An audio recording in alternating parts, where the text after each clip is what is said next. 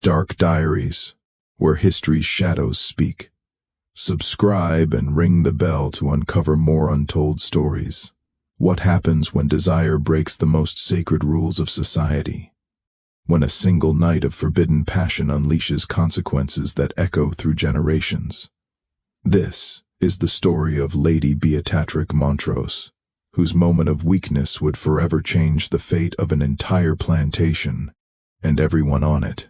Don't forget to subscribe to our channel for more incredible historical stories that will leave you speechless. The Louisiana heat of 1854 hung heavy over Montrose Plantation like a suffocating blanket. Spanish moss draped from ancient oak trees swayed gently in the humid breeze, casting dancing shadows across the grand white columns of the main house. Lady Beatrix Montrose stood on her wraparound veranda, her emerald silk dress clinging to her slender frame as she surveyed her domain with the calculating gaze of someone born to command. At 28, Beatrix was considered past her prime for marriage by Southern society standards, but she wore her independence like armor. The death of her father 2 years prior had left her the sole heir to one of Louisiana's most prosperous cotton plantations, a position that came with both immense power and crushing responsibility. The weight of managing over 3,000 acres and the lives of more than 200 enslaved people had aged her beyond her years, carving lines of worry around her steel blue eyes. The morning sun cast long shadows across the manicured gardens that surrounded the main house, where carefully tended roses bloomed in defiance of the oppressive heat. Beyond the gardens, the cotton fields stretched endlessly toward the horizon, white bowls ready for harvest gleaming like stars against the dark earth. It was a scene of pastoral beauty that masked the brutal reality of forced labor and human bondage. Miss Beatrix called Martha, her elderly house servant, approaching with careful steps across the polished wooden floors of the veranda. Martha had been with the Montrose family since before Beatrix was born, her weathered hands and graying hair testament to decades of faithful service. The overseer, Mr. Caldwell, is here to see you about the cotton harvest. Beatrix nodded curtly, her steel blue eyes never leaving the fields where dozens of enslaved workers moved between the white cotton rows like dark figures in a painting. She had inherited not just land and wealth, but the lives of over 200 human beings, a fact that sat uneasily in her chest. Though she would never admit it aloud, her father had taught her that sentiment was a luxury she couldn't afford, that the plantation's success depended on maintaining strict discipline and emotional distance. James Caldwell, a weathered man in his 50s with tobacco-stained teeth and the permanent squint of someone who had spent too many years under the harsh southern sun, climbed the veranda steps with his hat in hand.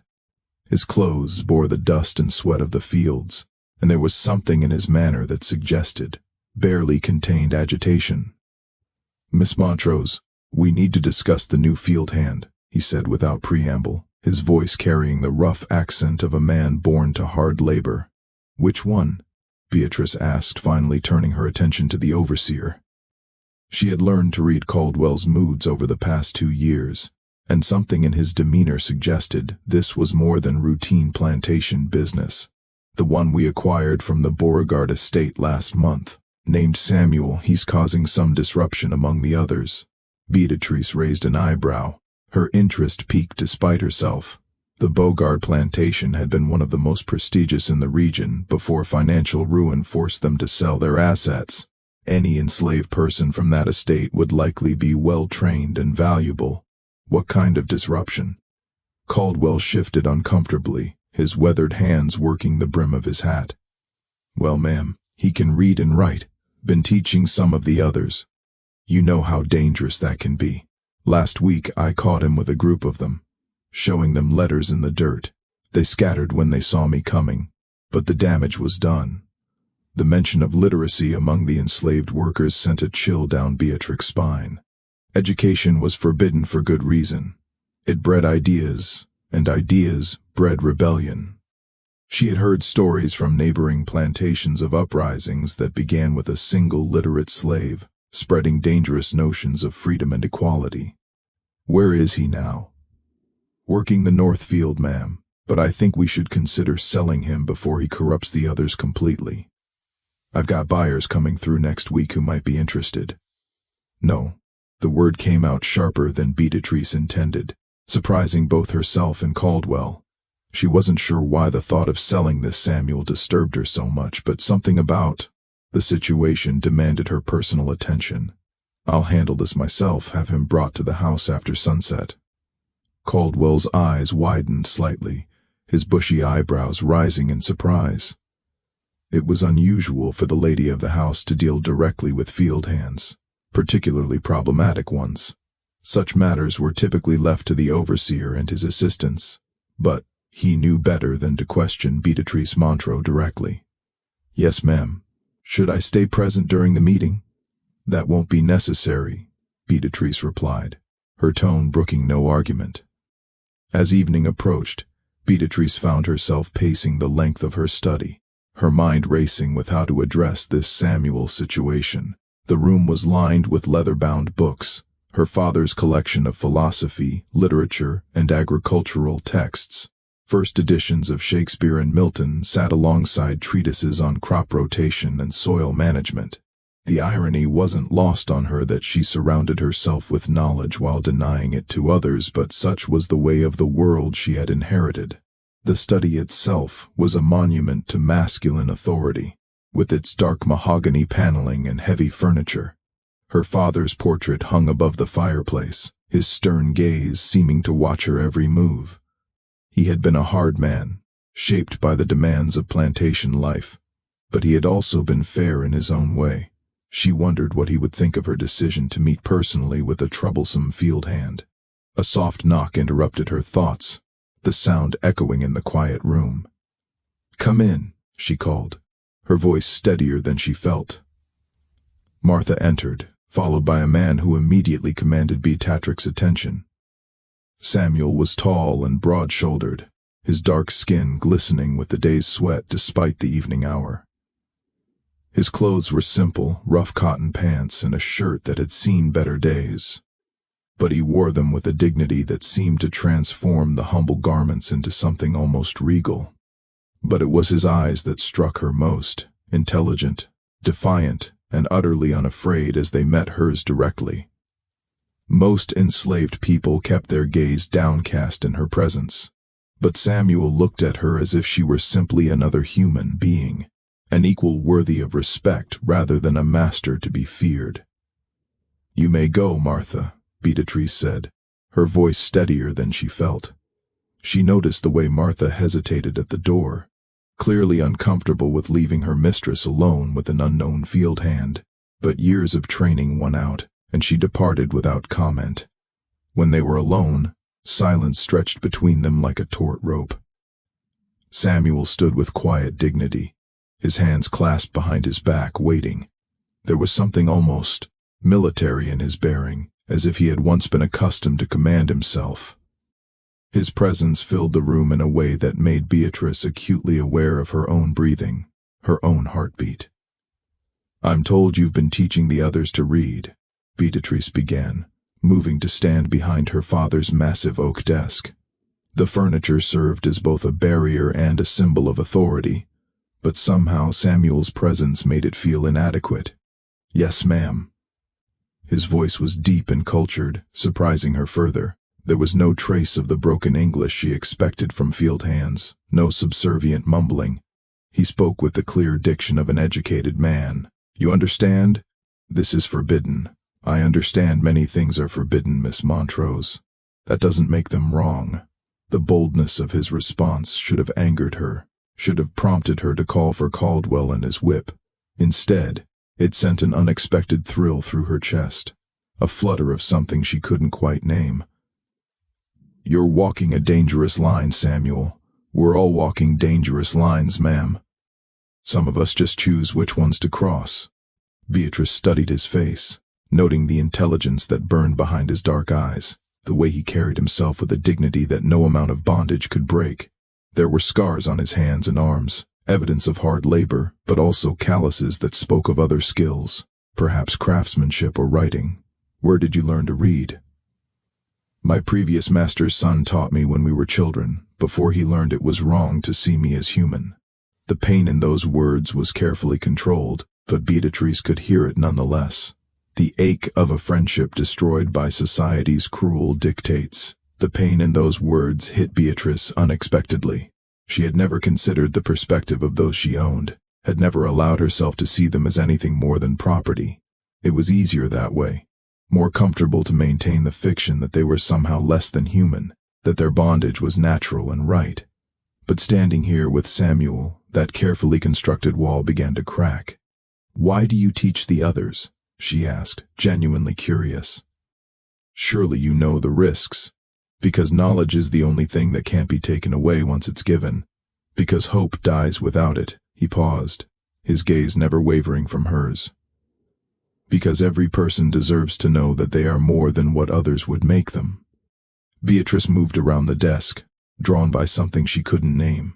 The space between them seemed charged with electricity, as if the very air were alive with possibility. "And what do you hope for, Samuel?" He was quiet for a long moment, his gaze never wavering from hers. When he spoke, his voice was soft, but filled with an intensity that made her breath catch. "Freedom, Miss Montrose. For myself, for my people, for the children who deserve better than this. For a world where a man is judged by his character rather than the color of his skin." "That's treason," she whispered, but there was no threat in her voice, only a kind of wondering fear. "That's humanity." The space between them seemed to shrink, charged with an electricity that had nothing to do with the approaching storm clouds gathering outside. Beatrice found herself studying the strong line of his jaw, the way his chest rose and fell with each breath, the hands that could both pick cotton and form letters on paper. There was something magnetic about him, something that drew her in, despite every lesson she had been taught about propriety and racial boundaries. "You should go," she said finally, her voice barely audible. Samuel nodded slowly, but as he turned to leave, he paused at the door. "Miss Montrose." "Yes. Thank you for listening. Most people in your position wouldn't have bothered." After he left, Beatrice stood alone in her study, her heart racing in a way she didn't understand. She had built her life on control, on maintaining the natural order that society demanded. But Samuel had shown her something that terrified her more than any rebellion. He had shown her his humanity, and in doing so, had awakened her own. Outside, thunder rumbled in the distance, and Beatrice couldn't shake the feeling that a storm was coming that would change everything. She moved to the window, watching as lightning flickered across the darkening sky, and wondered if she would have the strength to weather what was to come. 3 weeks passed, and Beatrice found herself creating excuses to walk through the fields, always managing to catch glimpses of Samuel as he worked. She told herself it was supervision, ensuring he wasn't causing more trouble. But the truth was more complicated, and far more dangerous. Each sighting of him sent an unwelcome flutter through her chest, a sensation she tried desperately to ignore. The plantation routine continued as it always had. The bell that woke the workers before dawn, the long days of backbreaking labor under the merciless sun, the evening return to the quarters. But something had shifted in the atmosphere since Samuel's arrival. Beatrice noticed it in small ways.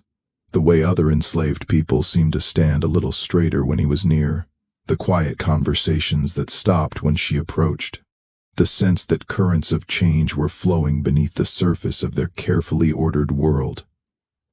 Samuel had stopped teaching the others to read, at least openly, but Beatrice noticed something else, the way the other enslaved people looked at him with respect, how they seemed to draw strength from his presence. He had become a quiet leader, and that realization both thrilled and terrified her. Leadership among the enslaved was dangerous. It bred hope, and hope bred rebellion. During those 3 weeks, Beatrice found herself questioning everything she had been taught to believe. She began to notice things she had previously ignored, the exhaustion in the workers' faces, the way children as young as 10 labored in the fields, the scars that marked nearly every adult body, the comfortable distance she had maintained between Herself and the reality of slavery began to crumble, replaced by an uncomfortable awareness of her complicity in their suffering. Her sleep became restless, filled with dreams she couldn't quite remember upon waking, but that left her feeling unsettled and guilty. She found herself standing at her bedroom window in the pre-dawn hours, watching the quarters where Samuel slept, wondering what thoughts occupied his mind in the darkness. The rational part of her brain warned that she was developing an unhealthy obsession, but she seemed powerless to stop herself. The breaking point came on a sweltering August evening, when Beatrice discovered a book missing from her father's library. It was a volume of poetry by Lord Byron, bound in rich leather with gold lettering, one of her father's prized possessions. She had noticed its absence during her evening ritual of reading, a habit that had become her escape from the growing turmoil in her mind. She knew exactly who had taken it, and the knowledge sent both anger and excitement coursing through her veins. This time she didn't summon Samuel to the house. Instead, she found herself walking toward the slave quarters as darkness fell, her heart pounding with each step. The journey felt both endless and far too short, each footfall taking her further from the safety of her privileged world and deeper into territory that could destroy her reputation and possibly her life. The slave quarters were a collection of small wooden cabins arranged in neat rows, each housing multiple families in cramped conditions. The structures were basic, but sturdy, built to last and house the plantation's most valuable assets. They were dimly lit by oil lamps, and she could hear the low murmur of voices, the crying of babies, the sounds of a community trying to find comfort in impossible circumstances. The smell of cooking food drifted from some of the cabins, simple meals of cornbread and whatever vegetables the families could grow in their small garden plots. As she walked between the cabins, Beatrice became acutely aware of the stares she was receiving. Her presence here was unprecedented and alarming. Women gathered their children closer, men stepped back into the shadows, and conversations died as she passed. She was an intruder in their world, a reminder of the power that controlled their lives, and her unexpected appearance could only mean trouble. She found Samuel sitting alone outside his cabin, the stolen book open in his hands. A single oil lamp provided just enough light for reading, casting golden shadows across his face. He looked up as she approached, showing no surprise at her presence, as if he had been expecting her. "I wondered when you'd come," he said simply, closing the book, but keeping his finger between the pages to mark his place. "You stole from me." The accusation sounded weak, even to her own ears, lacking the authority she had intended. "I borrowed. I intended to return it." His voice was calm, matter-of-fact, as if discussing the weather rather than a transgression that could result in severe punishment. Beatrice looked down at the book in his hands, noting the careful way he held it, as if it were something precious. "Byron. She walks in beauty like the night," Samuel quoted softly, his voice giving the familiar words new meaning. "Of cloudless climes and starry skies, and all that's best of dark and bright meet in her aspect. And her eyes." The familiar words spoken in his deep voice under the star-filled Louisiana sky sent shivers down Beatrix's spine. She had read those lines countless times, but hearing them from his lips transformed them into something entirely new, intimate, dangerous, charged with meaning she didn't dare examine too closely. "You shouldn't be here alone with me." If anyone saw, she glanced around nervously, acutely aware that they were visible to anyone who might be watching from the other cabins. They'd see a master and her property, nothing more. There was a bitter edge to his voice that made her flinch. "Is that what you think you are, my property?" Samuel closed the book completely and stood, his tall frame towering over her. In the lamplight she could see the intelligence burning in his dark eyes, the strength in his shoulders, the dignity that no amount of bondage could diminish. "What do you think I am, Miss Montrose?" The question hung between them like a challenge. Beatrice knew the answer society expected, the answer that would maintain order and propriety. But standing here in the darkness with only the crickets and distant night sounds as witnesses, she found herself speaking a different truth. "I think you're the most dangerous man I've ever met." "Dangerous? How?" He stepped closer, and she could smell the honest sweat of his labor, could see the way the lamplight played across the strong planes of his face. "Because you make me question everything I've been taught to believe." The admission came out as barely a whisper, but in the quiet of the night, it seemed to echo like a shout. Samuel stepped closer still, close enough that she could feel the warmth radiating from his body. "And what have you been taught to believe?" "That there's a natural order. That some people are born to rule and others to serve. That mixing the races is an abomination." Her voice grew quieter with each word, as if speaking them aloud might somehow make them less true. "And what do you believe now?" Beatrice looked up into his eyes, seeing not a slave, but a man. Intelligent, strong, beautiful in a way that had nothing to do with society's definitions. The realization terrified her, but she couldn't deny it any longer. "I believe I'm in terrible trouble." The space between them disappeared as if drawn by invisible forces. Samuel's hand came up to cup her face, his thumb tracing the line of her cheekbone with infinite gentleness. His touch was electric, sending shock waves through her entire body. "Miss Beatrice," he whispered, and her name on his lips sounded like a prayer, like a benediction, like everything she had never known she wanted to hear. "This is madness," she breathed. But she didn't pull away. Instead, she found herself leaning into his touch, craving more of the connection that seemed to flow between them. "Then, let's be mad together." When their lips met, it was with the desperate hunger of two people who had been starving without knowing it. Beatrice had been kissed before, chaste, proper kisses from suitable suitors at carefully chaperoned social events, but this was something entirely different. This was fire and rebellion and the complete destruction of everything she had been raised to believe. This was passion in its purest form, unfiltered by social convention or racial prejudice. Samuel's arms encircled her, pulling her against his strong chest, and Beatrice felt herself melting into him. Every rational thought fled her mind, replaced by pure sensation and a need so powerful it frightened her. She could feel the strength in his arms, the steady beat of his heart against her chest, the way his breath mingled with hers in the warm night air. When they finally broke apart, both were breathing heavily. Beatrice stared up at Samuel, seeing her own shock and desire reflected in his eyes. The world around them seemed to have shifted, as if the very foundations of reality had been altered by their kiss. "We can't," she whispered, but even as she said the words, she knew they were meaningless. The line had been crossed and there was no going back. "I know if anyone found out, they'd kill me and destroy you." His voice was matter of fact, acknowledging the brutal reality of their situation without flinching from it. "Then why?" Samuel's hand still cuped her face, his thumb now tracing her lips with reverent gentleness. "Because some things are worth the risk.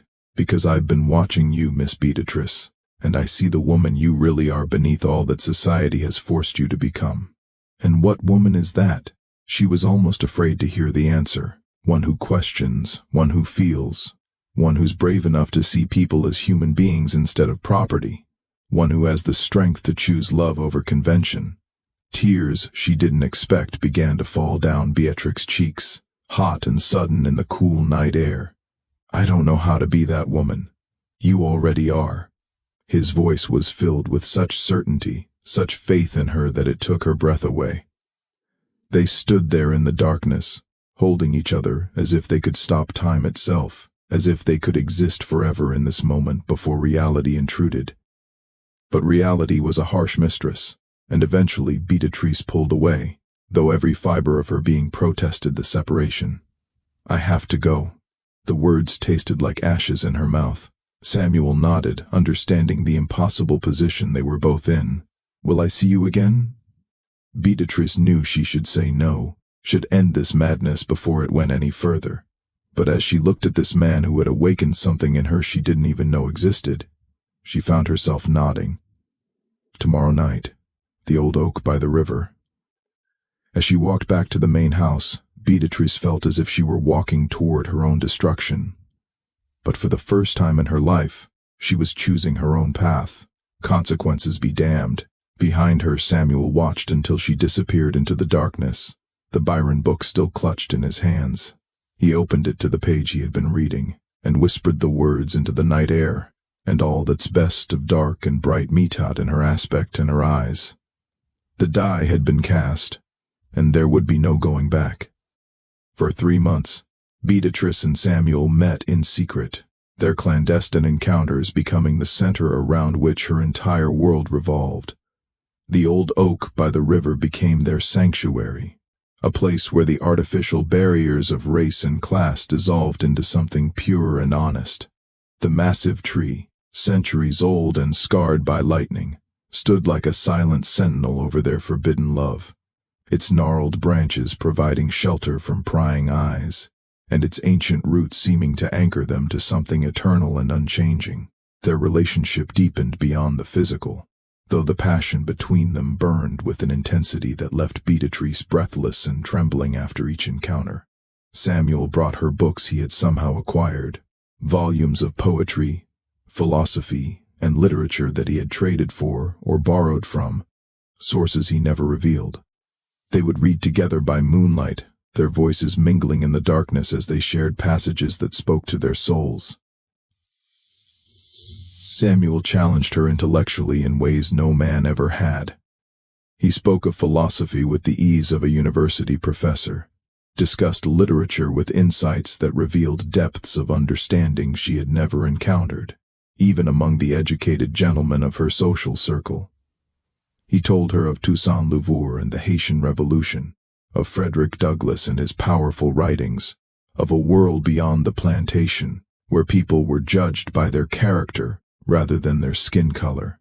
In turn, Beatrice revealed the loneliness of her privileged life, the weight of expectations that had shaped every moment of her existence, the emptiness that had consumed her before he arrived. She spoke of her father's death, of the burden of managing the plantation alone, of the isolation that came with her position. Samuel listened with a compassion that made her feel truly heard for the first time in her life. During their meetings, they would lie beneath the stars, Samuel's strong arms wrapped around her as she rested her head on his chest. He would tell her stories of his childhood, of a grandmother who had filled his young mind with tales of Africa and freedom, her dreams that had sustained him through years of bondage. Beatrice found herself seeing her plantation, her life through entirely different eyes, understanding for the first time the human cost of her comfort and privilege. But secrets have a way of revealing themselves, and the first sign of trouble came from an unexpected source. The change began subtly, whispered conversations that stopped when she approached, meaningful glances exchanged between the house servants, an atmosphere of barely contained excitement that seemed to permeate the quarters. "Miss Beatrice," Martha said one morning as she brought breakfast to the main house, her weathered hands trembling slightly as she set down the silver tray. "I need to speak with you about something delicate." Beatrice looked up from her correspondence, noting the worried expression on the older woman's face. Martha had been with the Montrose family for over 30 years, had helped raise Beatrice after her mother's death in childbirth, and had never shown such obvious distress. If anyone could be trusted with sensitive information, it was Martha, but her current demeanor suggested news that would be difficult to hear. "What is it?" Beatrice asked, setting down her pen and giving Martha her full attention. Martha glanced around nervously, as if the very walls might have ears, before speaking in a low voice that barely carried across the breakfast room. "It's about the women in the quarters, miss. Several of them have come to me with concerns." "What kind of concerns?" Beatrice felt a cold dread beginning to settle in her stomach, though she couldn't yet identify its source. "They're with child, Miss Beatrice. Nearly all the young women, and they're all saying the same thing about who the father might be." Martha's voice dropped even lower, forcing Beatrice to lean forward to hear her words. The words hit Beatrice like a physical blow, sending shock waves through her entire body. She gripped the edge of the table, her knuckles turning white as the implications of Martha's words sank in. "What are they saying?" "They're saying it's Samuel, miss, that he's been visiting them at night. All of them claim he came to them in the darkness, that he was gentle but insistent, that he told them they were carrying special children. Beatrix's mind raced trying to process this information. 7 women, all pregnant, all claiming Samuel as the father. But that was impossible.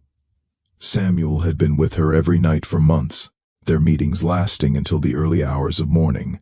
Unless he had been with them before their relationship began, or unless he was somehow managing to visit both her and them.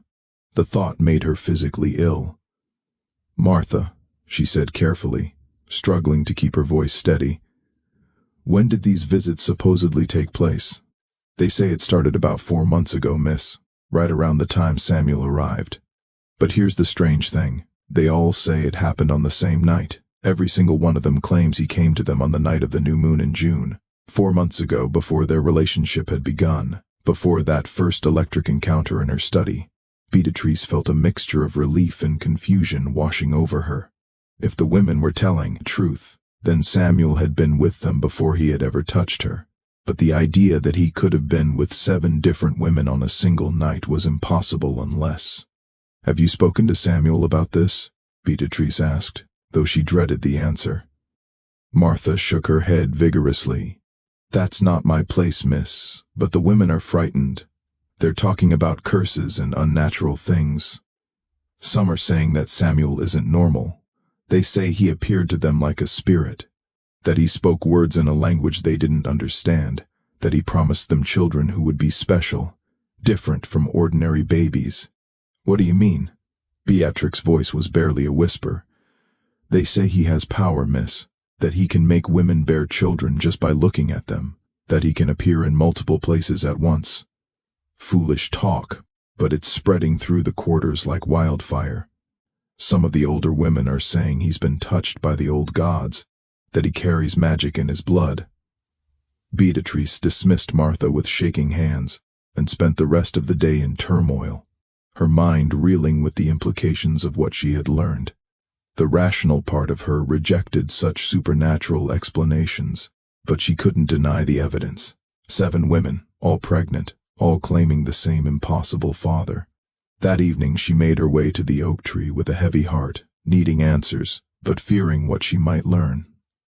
Samuel was already waiting for her, and the moment she saw his face, she knew he understood why she had come. There was a sadness in his eyes, a resignation that spoke of secrets about to be revealed. "You've heard," he said simply, his voice carrying none of its usual warmth. "Is it true?" The question came out as barely a whisper, carried away by the evening breeze that rustled through the oak's ancient leaves. Samuel was quiet for a long moment, his gaze fixed on the dark waters of the river that flowed past their sanctuary. When he finally spoke, his voice was heavy with regret and something else, something that sounded almost like shame. "It's complicated. That's not an answer." Beatrix's voice was stronger now, fueled by a growing anger that surprised her with its intensity. He turned to face her, and in the moonlight she could see the pain etched in every line of his face. "When I first arrived here, I was angry, angrier than I had ever been in my life. I had been torn away from everything I knew, sold like an animal, treated like property. The Bogard Plantation had been my home for 15 years, and the people there were my family. To be ripped away from them, to be sold to strangers, it filled me with a rage that threatened to consume me." Beatrice felt her heart sinking as she began to understand where this confession was leading. "So you forced yourself on those women?" "No." The word came out sharp and fierce, filled with such vehemence that it made her step back. "I would never force myself on anyone, but I seduced them. I made them want me. I told them I could give them something precious, children who would be strong, who would be special, who would carry the seeds of freedom in their blood." "Why?" The question was torn from her throat, raw with pain and betrayal. Samuel ran his hands through his hair, a gesture of frustration and self-rumination that she had come to know well. "Because I wanted to leave a mark on this place. I wanted to ensure that my blood would flow through the veins of the next generation. That part of me would survive even if I didn't. I thought if I could father enough children, if I could spread my seed wide enough, then maybe some of them would grow up to be leaders. Maybe they would be the ones to finally break the chains. The coldness in his voice when he spoke of his plan chilled Beatrice to the bone. This was not the gentle, passionate man she had fallen in love with. This was someone calculating and ruthless, someone capable of using others for his own ends. "And what about me?" she asked, her voice breaking with the weight of her pain.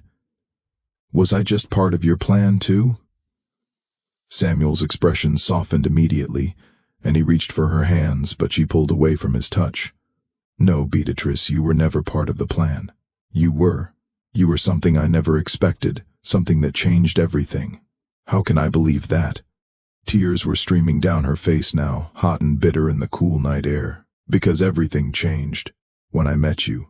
Because you made me see that revenge isn't the answer. Because you made me want it to be better than my anger, better than my pain. Because you showed me what love really means."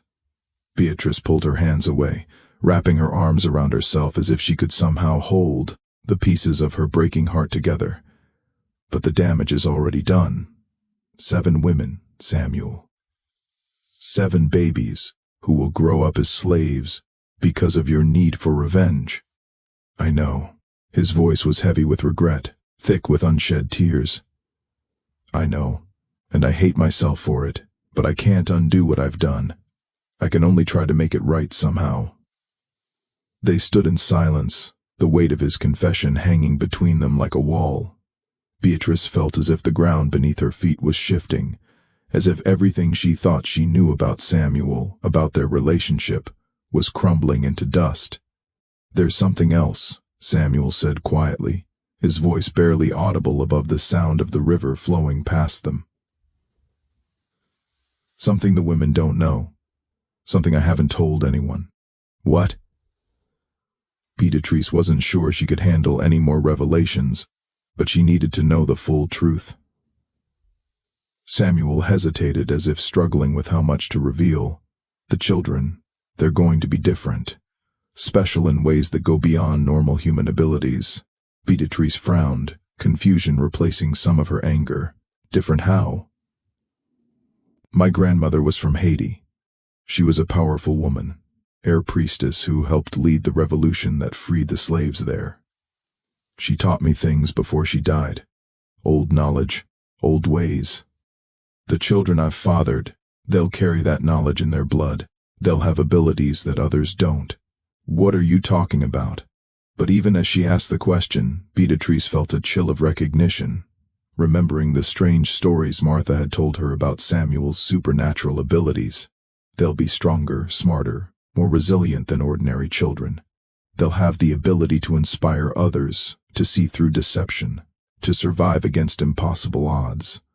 Some will be able to heal with their touch. Others will have visions of the future. They'll be natural leaders born to guide their people to freedom." The rational part of Beatrix's mind rejected what he was saying as impossible. But a deeper part of her, the part that had felt the inexplicable pull towards Samuel from the moment they met, recognized the truth in his words. She thought of the way he had seemed to appear in her study that first night, of the strange electricity she felt whenever he touched her, of the dreams that had begun to plague her sleep. "And what about us?" she asked, her voice barely a whisper. "What about our child?" Samuel's eyes widened in shock, his face going pale in the moonlight. "Our child?" Beatrice placed a hand on her still flat stomach, feeling the subtle changes that had begun to occur in her body over the past few weeks. "I'm pregnant, Samuel. I've known for 2 weeks, but I was afraid to tell you, afraid of what it would mean." The revelation hit Samuel like a physical blow. He staggered backward, his face a mixture of joy and terror, love and fear. For a moment he seemed unable to speak, overwhelmed by the magnitude of what she had told him. "Beatrix," he finally managed, his voice thick with emotion. "Is our child going to be different too?" she asked, though she already knew the answer. Samuel nodded slowly, his eyes never leaving her face. "More than the others. Because you're not just any woman, Beatrice. You're strong, intelligent, willful. You have power of your own. Even if you don't recognize it, our child will inherit the best of both our bloodlines, your strength and intelligence, my grandmother's gifts. They'll be more powerful than any of the others." Beatrice felt the world spinning around her, the implications of his words hitting her like successive waves. She was pregnant with the child of a man who had deliberately impregnated 7 enslaved women as part of some mystical plan for revenge. A child who would supposedly possess supernatural abilities. A child whose very existence would destroy her reputation and possibly her life. "I need time to think," she said, backing away from him, her mind reeling with everything she had learned. "Beatrix, please."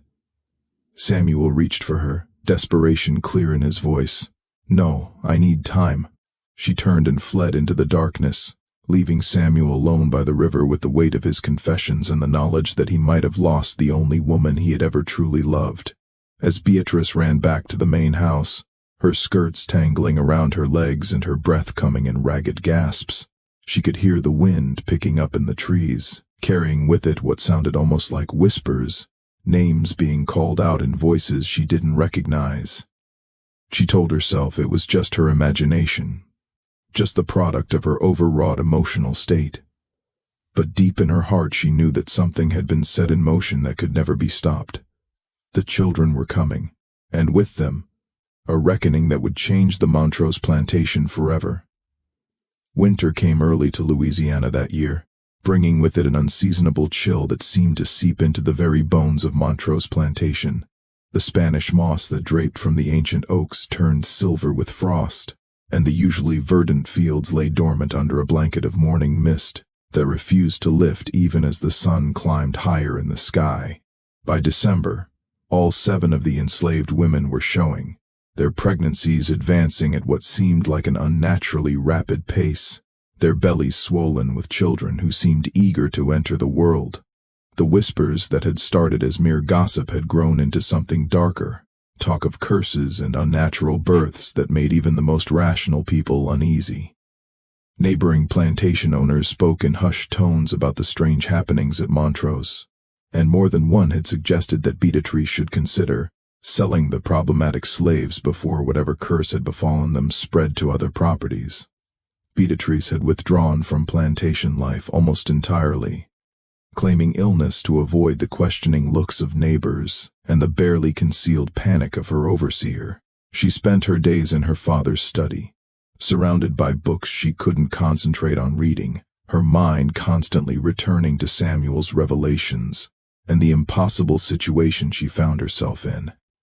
Her own pregnancy was still hidden beneath loose-fitting dresses and carefully arranged shawls, but she knew it wouldn't remain secret much longer. The changes in her body were subtle but undeniable, a fullness in her breasts, a sensitivity to smells that had never bothered her before, and most disturbing of all, dreams that seemed more like visions. She would wake in the middle of the night with images burned into her mind, children with eyes that glowed like stars, voices speaking in languages she didn't understand, and always the sense that something momentous was approaching. She hadn't spoken to Samuel since that night by the river, though she was acutely aware of his presence on the plantation. Sometimes she would catch glimpses of him from her bedroom window, working in the fields with the same quiet dignity he had always possessed. But now she saw him differently, not just as the man she loved, but as someone whose actions had set in motion events that none of them could control. The knowledge of what he had done, of what their child would be, sat in her chest like a stone, heavy and cold and impossible to ignore. The household staff had begun to treat her with a difference that bordered on fear. Martha brought her meals with trembling hands, and the other servants seemed to avoid her gaze entirely. She knew they could sense the change in her, could feel the power that was growing within her womb, and their fear only added to her own growing sense of isolation. The first birth came on a night when the wind howled through the Spanish moss like the voices of the dead, carrying with it the scent of rain and something else, something that made the horses in the stable restless and the dogs whine with unease. Beatrice was awakened by Martha's urgent knocking on her bedroom door, the sound cutting through her dreams like a knife. "Miss Beatrice, you need to come quickly. It's Celia. She's having her baby, but something's wrong." Martha's voice was tight with fear, and her usually steady hands shook as she helped Beatrice into a robe. Beatrice threw on a heavy cloak and followed Martha through the darkness to the slave quarters, her heart pounding with each step. The scene that greeted her was unlike anything she had ever witnessed. Celia, a young woman barely 20 years old with skin the color of rich coffee, was in the throes of labor. But her screams were not just of pain. They were of terror, raw and primal, and filled with a fear that seemed to infect everyone in the small cabin. "She keeps saying she can hear voices," whispered Ruth, the plantation's midwife, an elderly woman whose weathered hands had delivered dozens of babies over the years. "Voices telling her the baby's name before it's even born and the labor. It's not natural, Miss Beatrice. It's too fast, too intense." The cabin was crowded with women from the quarters, their faces illuminated by the flickering light of oil lamps and candles. The air was thick with the smell of sweat and fear and something else, something that made Beatrix's skin prickle with awareness. As if summoned by their conversation, Celia's eyes snapped open, fixing on Beatrice with an intensity that was almost supernatural. "Miss Beatrice," she gasped between contractions, her voice carrying an authority that seemed impossible for someone in her position. "The baby. He's telling me his name. He says his name is Gabriel, and he's going to be a messenger. He's going to carry word of freedom to all the children of bondage." Before Beatrice could respond, Celia let out one final scream that seemed to shake the very foundations of the cabin, and the baby was born.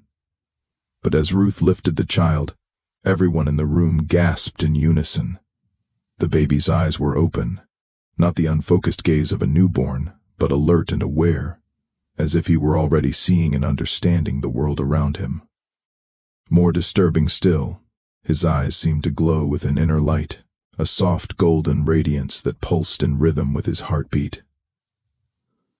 "Lord have mercy," Ruth whispered, crossing herself with a trembling hand. "I've delivered hundreds of babies, but I've never seen anything like this." The baby, Gabriel, turned his head toward Beatrice and seemed to look directly at her with those impossible glowing eyes. For a moment that felt like eternity, their gazes met, and Beatrice could have sworn she heard a voice in her mind, clear as day and filled with ancient wisdom. "Mother of the Chosen One, the time of awakening has begun." The voice was followed by a rush of images, children standing in fields of cotton, their hands glowing with power as they broke the chains that bound them. A great uprising that would sweep across the South like wildfire. And at the center of it all, a child with her own blue eyes and Samuel's strength, leading them all toward freedom. Over the next 2 weeks, the other 6 women gave birth in rapid succession, each delivery accompanied by phenomena that defied rational explanation. Sarah's labor was attended by a flock of ravens that gathered outside her cabin, their cries seeming to herald the arrival of her daughter, Hope, whose touch could heal wounds with a gentle caress. Mary's son, Justice, was born during a thunderstorm that seemed to respond to his cries, lightning flashing in perfect synchronization with his breathing. Each of the children was healthy and beautiful, but there was something about them that made even their own mothers uneasy. They rarely cried, instead watching the world around them with those unnaturally aware eyes. They seemed to communicate with each other without words, turning their heads in unison when one of their siblings was distressed, reaching out with tiny hands as if they could sense each other's presence across the quarters. Samuel had tried to approach Beatrice several times during this period, but she had refused to see him. She was struggling with her own pregnancy, which seemed to be progressing much faster than normal, and with the growing realization that she was carrying a child who might be more than human. The dreams had intensified, filled with visions of a future she couldn't quite understand, but that filled her with both hope and terror. The breaking point came when James Caldwell confronted her in her study one evening, his face pale with fear and suspicion. He had been drinking. She could smell the whiskey on his breath, and his usual difference had been replaced by a desperate boldness that made her immediately weary. "Miss Montrose, we need to talk about what's happening on this plantation." His voice was slurred but determined, and there was something in his eyes that reminded her of a cornered animal. Beatrice looked up from the book she had been pretending to read, her hand instinctively moving to her swollen belly. "I'm not sure what you mean, Mr. Caldwell. 7 babies born in 2 weeks, all to women who claim the same father. Babies who don't cry like normal infants, who seem to watch everything with those knowing eyes. And now there are rumors." He paused, swaying slightly on his feet. "What rumors?" Beatrix's voice was steady, but her heart was racing. Caldwell leaned forward, his whiskey-soaked breath making her recoil. "People are saying you've been seen with Samuel, that you've been meeting him in secret, that you're carrying his bastard child." The words hung in the air like a physical presence, and Beatrice felt the blood drain from her face. She had been so careful, so discreet, but apparently not careful enough. "People say many things, Mr. Caldwell. That doesn't make them true. Miss Montrose, I've been managing plantations for 20 years. I know when something unnatural is happening. These children, they're not normal. And if what people are saying about you and Samuel is true," he straightened up, trying to project an authority he didn't possess. "Well, I can't be party to such abomination. You're dismissed, Mr. Caldwell." Beatrix's voice was ice-cold, carrying all the authority of her position and bloodline. Ma'am Caldwell blinked in confusion, as if he hadn't expected such a direct response. "You're dismissed. Pack your things and leave my property immediately." She stood up, her pregnancy now clearly visible, and fixed him with a stare that made him step backward. Caldwell's face flushed red with anger and humiliation. "You can't dismiss me for speaking the truth. I can dismiss you for insubordination and spreading malicious gossip. You have 1 hour." Her voice borked no argument, and despite his drunken bravado, Caldwell recognized the steel beneath her words. After Caldwell left, slamming the door behind him with enough force to rattle the windows, Beatrice sat alone in her study, her hands trembling as she placed them on her swollen belly. She was nearly 7 months pregnant now, though she had been carrying the child for only 4 months. The rapid progression of her pregnancy was becoming impossible to hide, and she knew it was only a matter of time before the truth became public knowledge. That night she finally agreed to meet Samuel again. They met not at their usual spot by the river, but in the old barn, where they could speak without fear of being overheard. The barn was filled with the sweet smell of hay and the earthy scent of horses, and moonlight streamed through the gaps in the wooden walls, creating patterns of light and shadow that seemed to dance around them. Samuel looked haggarded, as if he hadn't slept in weeks. The moment he saw her, his eyes went to her obviously pregnant form, and she saw a mixture of joy and terror cross his features. "Beatrice," he breathed, reaching out to touch her belly with reverent hands. "You're so beautiful." She didn't pull away this time, too exhausted by the weight of secrets and fear to maintain her anger. "It's happening faster than it should," she said quietly, placing her hands over his just like the others. "I know it's because of what they are, what our child is." His voice was filled with wonder and fear in equal measure. "And what is our child, Samuel? What have you done to me?" The question came out more plaintively than she had intended, revealing the depth of her confusion and fear.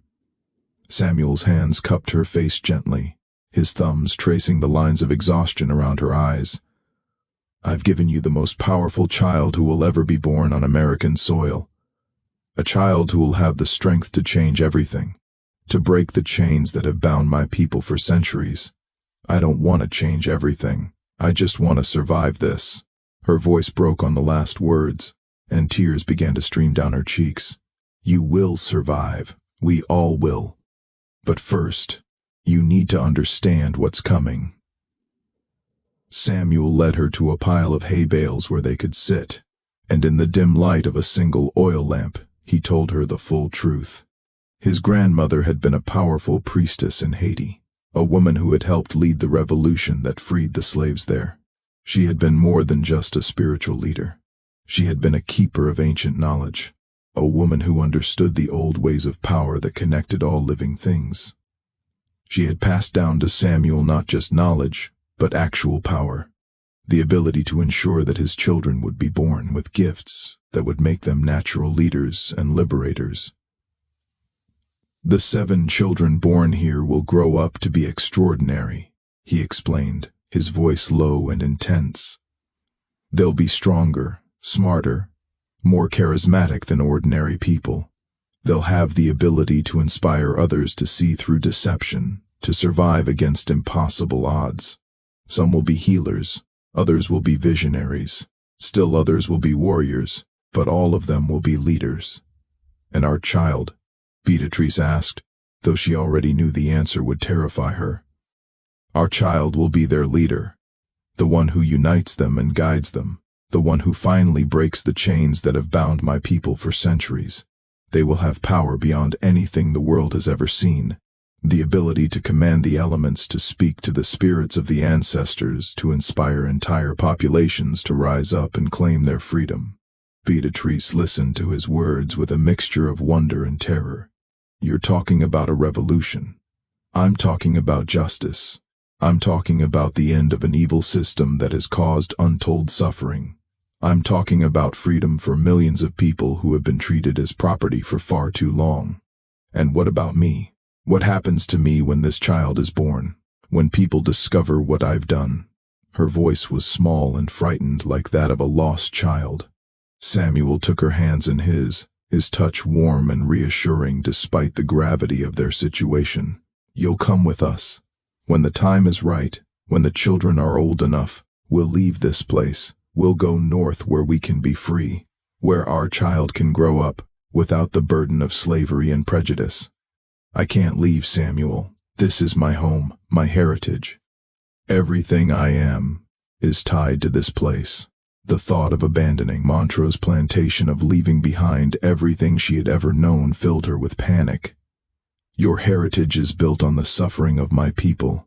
Is that really what you want to pass down to our child?" His voice was gentle but implacable, forcing her to confront truths she had spent her entire life avoiding. Before Beatrice could answer, they heard the sound of horses approaching the barn, their hoof beats thundering across the hard-packed earth like the drums of war. Samuel immediately blew out the lamp, plunging them into darkness that seemed to press against them like a living thing. "Stay here," he whispered, moving toward the barn door with the fluid grace of a predator. But it was too late. The doors burst open with a crash that echoed through the night, and a group of men with torches flooded in, their faces twisted with righteous anger and barely contained violence. At their head was James Caldwell, accompanied by several neighboring plantation owners and the local sheriff, their eyes gleaming with the fervor of men who believed they were doing God's work. "There," Caldwell shouted, pointing at Samuel with a trembling finger. "There's your proof." The slave and his wife caught in the act of their unholy union. The men surrounded Samuel, who stood protectively in front of Beatrice, his body a shield between her and their hatred. In the flickering torchlight, her pregnancy was clearly visible to everyone present, her swollen belly a testament to the forbidden relationship that had scandalized the entire county. "Well, well," said Sheriff Morrison, a cruel smile playing on his lips as he surveyed the scene before him. Morrison was a man who had built his reputation on maintaining the racial order, and the sight of a white woman heavy with a slave's child filled him with a rage that bordered on madness. "Looks like we've got ourselves a situation here. A very serious situation indeed." "This isn't what it looks like," Beatrice said, stepping forward despite Samuel's protective stance. Her voice carried all the authority of her breeding and position, but she could see in the men's eyes that her words carried no weight here. "Oh, I think it's exactly what it looks like," Morrison replied, his voice dripping with contempt. "A white woman consorting with the slave, carrying his bastard child, bringing shame upon her family name, and corrupting the natural order that God himself established. "You will not speak to Miss Montrose that way," Samuel said, his voice deadly quiet but carrying an undertone of power that made the horses outside whinny nervously. Morrison laughed, a harsh sound that echoed off the barn walls. "The slave thinks he can give orders now. Boys, I think we need to remind him of his place, and then we need to decide what to do about this abomination." What happened next would be talked about for generations, becoming the stuff of legend and nightmare in equal measure. As the men moved toward Samuel, something extraordinary occurred that defied all rational explanation. The 7 newborn babies, sleeping in their mother's arms in the slave quarters nearly a 4-mile away, all began to cry at exactly the same moment. But it wasn't ordinary crying. It was a sound that seemed to vibrate through the very air, a harmonic frequency that made the horses rear, and the men stumble as if the ground itself was shifting beneath their feet. The sound grew in intensity, joined by other voices. The wind through the Spanish moss, the creaking of ancient wood, the whisper of spirits that had been awakened by the children's cries. The very air in the barn seemed to thicken, charged with an energy that made the hair on everyone's arms stand on end. At the same time, Beatrice felt a sudden intense pain in her belly, as if the child within her were responding to the supernatural symphony that filled the night. She doubled over, gasping, and Samuel immediately moved to support her, his strong arms encircling her as she fought against the overwhelming sensation. "The baby," she whispered, her voice barely audible above the growing cacophony. "It's coming now." The wind outside began to howl with supernatural force, rattling the barn walls and causing the torches to flicker wildly, casting dancing shadows that seemed to take on lives of their own. In the chaos, Samuel looked directly at Sheriff Morrison and spoke in a voice that seemed to carry otherworldly authority, a voice that resonated with the power of his grandmother's bloodline and the ancient knowledge she had passed down to him. "You will leave this place now. You will forget what you have seen here, and you will never return to trouble us again." For a moment Morrison's eyes went blank, as if he were in a trance, his pupils dilating until they seemed to swallow the light entirely. The other men swayed on their feet, their torches wavering as if they had forgotten how to hold them. Then Morrison shook his head violently, as if trying to clear away cobwebs, and backed toward the door with uncertain steps. We should go," he said uncertainly, his earlier bravado completely evaporated. "This place. Something's not right here. Something unholy." One by one the men filed out of the barn, their earlier aggression replaced by confusion and a deep, primal fear that they couldn't name or understand. Their torches gutted and died as they retreated, leaving only the pale moonlight to illuminate the scene. Only Caldwell remained, his face twisted with rage and a hatred so pure it seemed to burn in the darkness. "This isn't over," he snarled, spittle flying from his lips. "The whole county will know what you are. I'll make sure of it. You think you can use your devil magic on me, but I know what I've seen. I know what you both are." But as he turned to leave, Samuel spoke again, and this time his voice carried a power that made the very air shimmer with heat, a power that seemed to draw strength from the earth itself and the spirits of all those who had suffered and died in bondage. "James Caldwell, you will leave Louisiana tonight. You will never speak of what you have seen here, and if you ever try to harm Beatrice or her child, you will find that some curses are very real indeed. The spirits of my ancestors are watching. Can they do not forgive those who threaten the chosen ones?" Caldwell's face went white with terror, his eyes widening as if he could see something in the darkness that the others could not. He stumbled backward, his hands shaking so violently that he could barely maintain his grip on his torch. Without another word, he fled into the night, his footsteps echoing across the plantation grounds until they faded into silence. As the sound of horses faded into the distance, Beatrice collapsed into Samuel's arms, her labor beginning in earnest. The contractions came fast and hard, each one accompanied by flashes of light that seemed to emanate from her very skin. With Martha's help, who had arrived during the commotion, drawn by some instinct she couldn't name, Samuel delivered their child in that old barn, surrounded by the whispers of the wind and the distant cries of the 7 other children who would be his siblings in destiny. The baby was born just as dawn broke over Montrose Plantation, a girl with her mother's blue eyes and her father's strength, who looked up at her parents with an awareness that was both beautiful and terrifying. As she drew her first breath, the wind died to a whisper, and the supernatural energy that had filled the night seemed to settle into the child herself, making her skin glow with a soft golden light. "What will we call her?" Beatrice whispered, exhausted, but filled with an overwhelming love for this impossible child who'd already changed the world simply by being born. Samuel smiled, tears streaming down his face as he looked at his daughter. This perfect fusion of 2 bloodlines, 2 worlds, 2 destinies. "Hope," he said, his voice thick with emotion. "Her name is Hope, because she represents the hope of all our people, the promise of a better future." As the sun rose on a new day, casting golden light through the barn's weathered walls, Beatrice understood that her old life was over.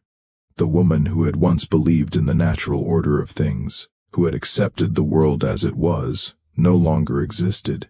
In her place was someone new, a mother, a rebel, a woman who would help raise 8 extraordinary children, who would one day change the world. The price of desire had indeed been descendancy, but as Beatrice held her daughter and looked into Samuel's eyes, she realized it was a price she was willing to pay. The Montrose lineage would continue, but it would be transformed into something the world had never seen before. A bloodline that carried within it the power to break chains, to heal wounds, and to lead the oppressed to freedom. Outside, the wind carried the sound of 8 babies crying in perfect harmony, their voices joining together in what sounded almost like a song of hope, of change, and of a future that would be written in their own hands.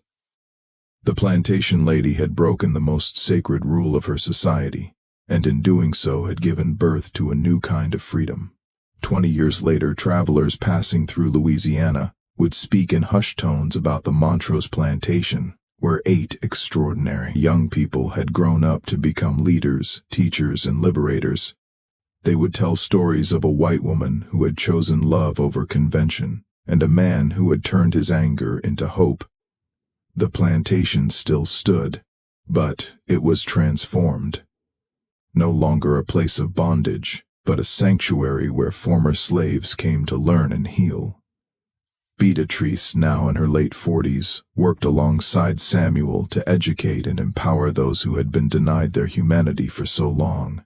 Their daughter, Hope, had indeed become what Samuel had prophesied, a leader whose very presence inspired others to believe in the possibility of freedom. The 8 children, now young adults, had scattered across the country, each carrying out their own mission to end the institution of slavery. Gabriel had become a powerful orator, whose speeches could move entire crowds to action. Justice had developed healing abilities that made him legendary among the Underground Railroad. Each of the children had found their own way to fulfill the destiny that had been written in their blood. But those are stories for another day.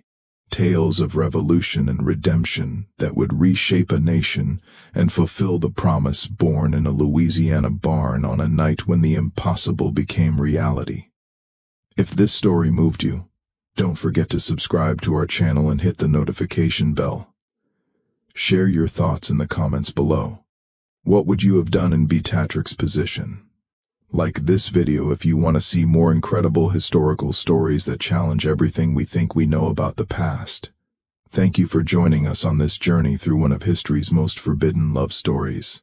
Until next time, keep questioning, keep learning, and remember, Sometimes the greatest revolutions begin with a single act of courage.